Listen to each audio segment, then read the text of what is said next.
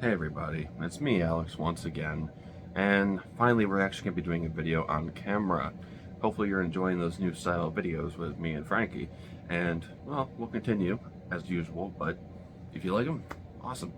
So anyway, let's talk about a very controversial game that just came out a few days ago, and that is Pokemon Scarlet and Violet.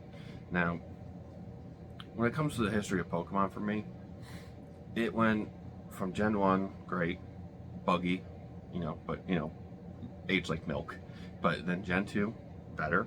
Gen 3, a little bit better. Gen 4, kind of okay. Gen 5, the peak of Pokemon. The absolute peak.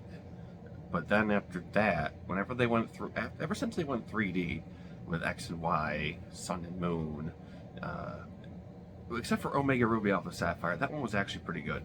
There was always like something missing. It didn't feel right. It felt like it was like half baked. And again, except for Omega Ruby Alpha Sapphire, they did a great job on that one. The only thing I have a problem with was the fact that there was pretty much all the 3DS games. I believe it was X and Y that had a issue with where if you save in a certain spot, it'll like fuck your game up or something. I was like, how do you fuck that up? Like, seriously? So, Game Freak themselves have not really proven themselves to be a very high quality control company in terms of game breaking glitches, oversights that make you go, how did you fucking miss that kind of thing? And quite frankly, they're subpar, because when it comes to the consoles, when they finally pulled one off for the 8th generation Sword and Shield, I never played it, but from what I hear, it's not that good. Like, the world design's not very good unless you play the DLC.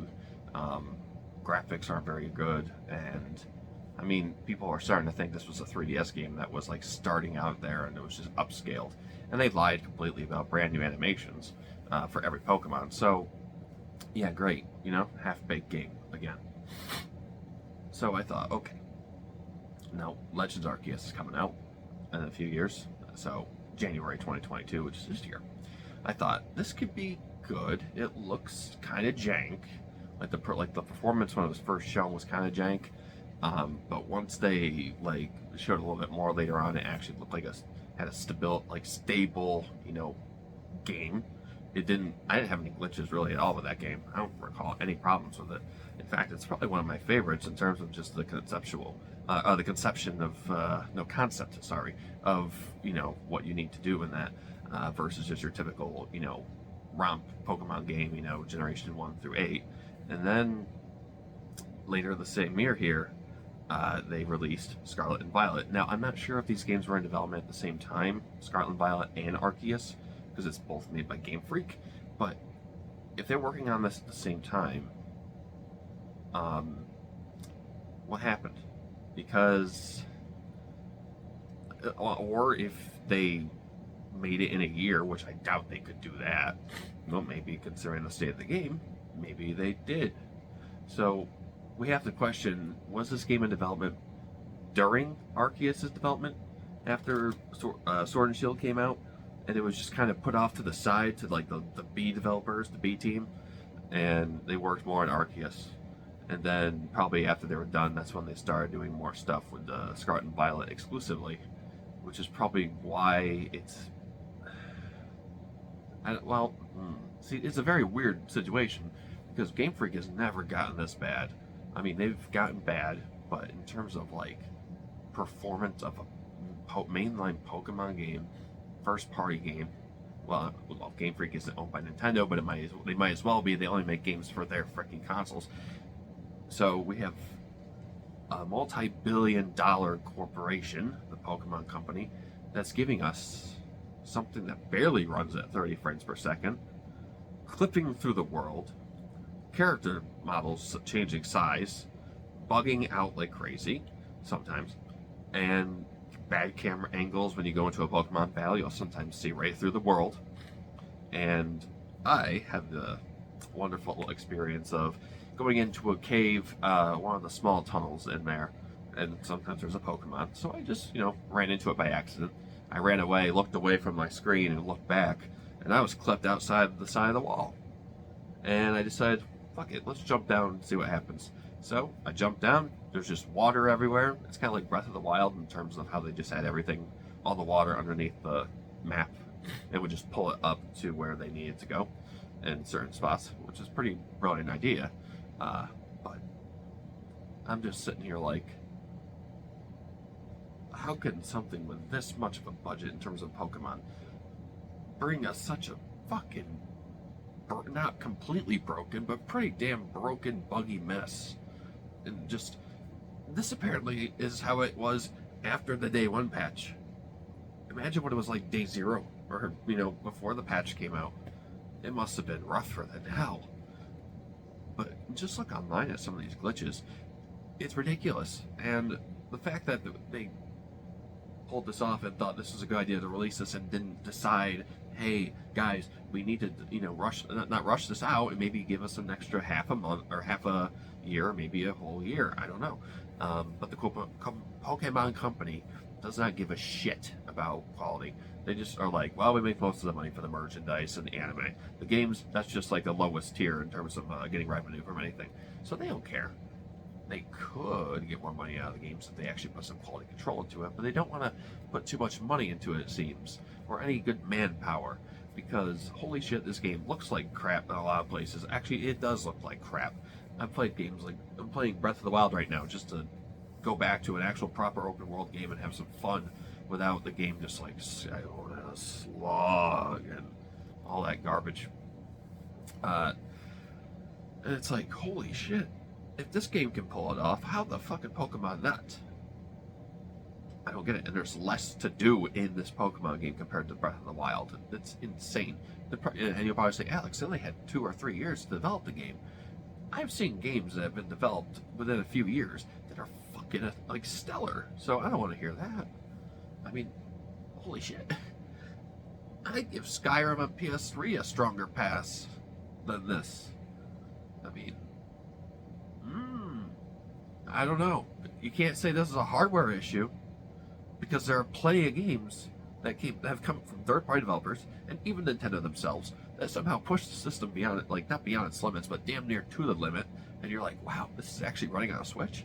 And then obviously if you put it through an emulator, it runs better. But you know, just the fact that they were able to get some of these games to run the way they do, it's pretty damn impressive. Look at Doom 2016. That was really fucking impressive for the time.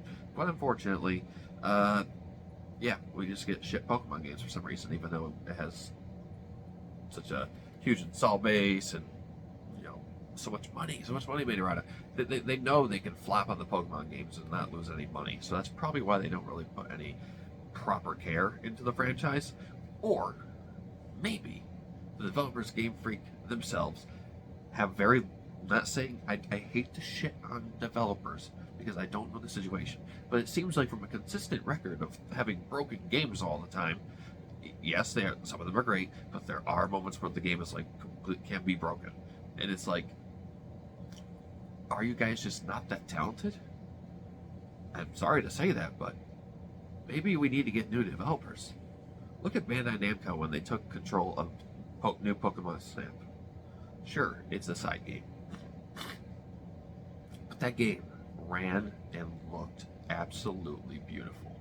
It's the best looking Pokemon game to date, in my opinion, and it's a side game. What if you gave Bandai Namco a chance at making a mainline game? It could be something interesting. They know what game, they know the formula. They've been around long enough to be like, yeah, we know what Pokemon is, how it runs, how it should be. Maybe we can actually take the series an even bigger step further than what Game Freak is able to give to us, because it seems to me either they don't have enough people, or they have enough people and they don't have enough talent. You know, it's pretty sad. So, maybe someday we'll learn what happened with this game.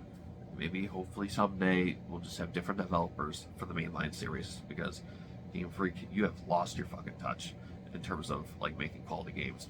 And what's scary is, I shouldn't say they don't make quality games, because they have made some other side games that look better than Pokemon, that run and better than Pokemon, and are just more interesting, like, in terms of where the effort has been put. Kind of makes you wonder, like, did they just not want to make Pokemon games anymore? I don't know.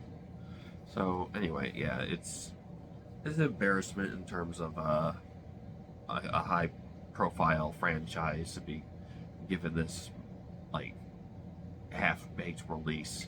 I'm sure, of course, there'll be a performance patch in the future, but right now it's like, if this is the standard we're gonna get with every Pokemon entry, this from here on, then people need to start speaking with their wallets and stop buying these fucking games. I bought this game because I thought maybe they learned a thing or two, but no, it doesn't seem like they really did in terms of a lot of performance things. See, the game itself isn't bad, but like the issues that it has are so like in your face. It's hard to not talk about it or get distracted by it, and all the good things that they did try just get overshadowed. So I don't know, maybe we'll see what happens in a future patch.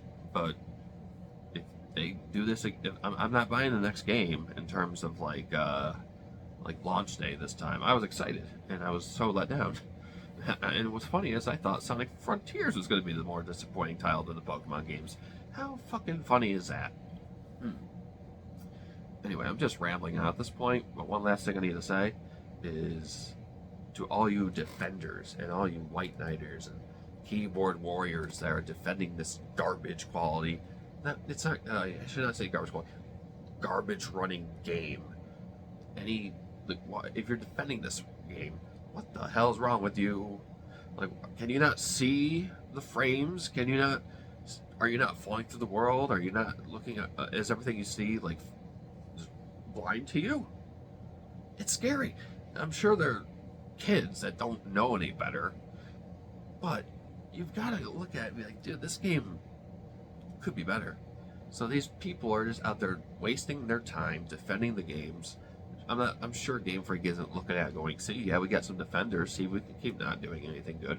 But why are you defending a low quality product when you could be giving them constructive criticism, not bitching, but constructive criticism on how to make the game better? See, I come off as bitching right now because I'm just kind of just rawly infuriated about how they just released a half-baked game.